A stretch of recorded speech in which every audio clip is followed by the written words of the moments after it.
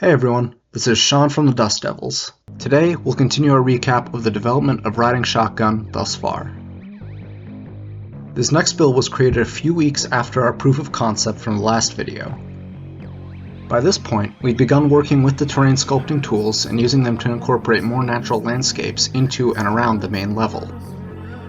You can start to recognize certain environments that we've shown already in the trailer. The level was still far from finished though. 2 weeks after that, we threw together another build.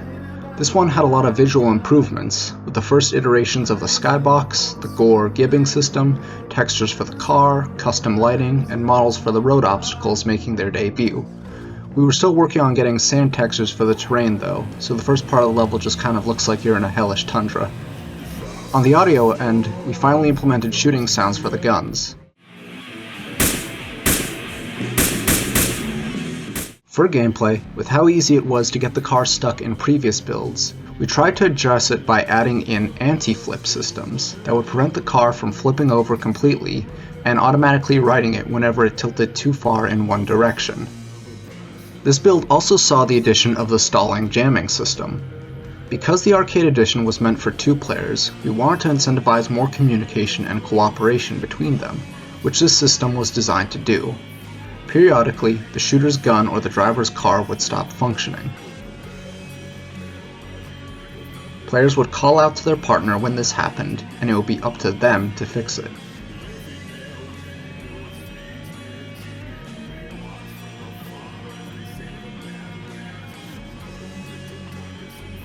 The system was eventually cut as it made the game less fun for both players, but that wouldn't be until later.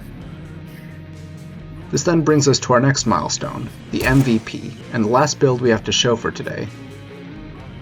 It features another round of visual improvements, better and diegetic UI elements, better gore, new gun models, enemy models and animations, and finally getting the desert look we wanted for the level.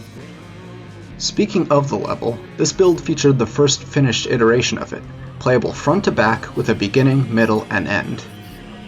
Throughout the development since the proof of concept, the level design philosophy changed slightly, focusing more on littering the roads with hordes of enemies to run over, and removing most of the stationary obstacles present in the earlier builds.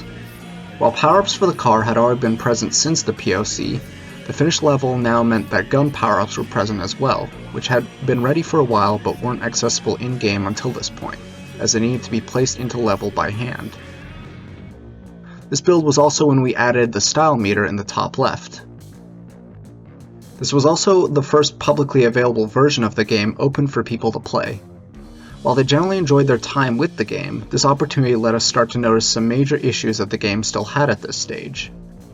The 2 power-ups for the car were too similar, Smart Gun was unsatisfying to use, stalling and jamming was more frustrating rather than interesting, and most players couldn't beat the game. Not because they were getting killed by the enemies, but because the car kept spinning out of control and getting stuck out of bounds and in the terrain, even with the anti-flip present.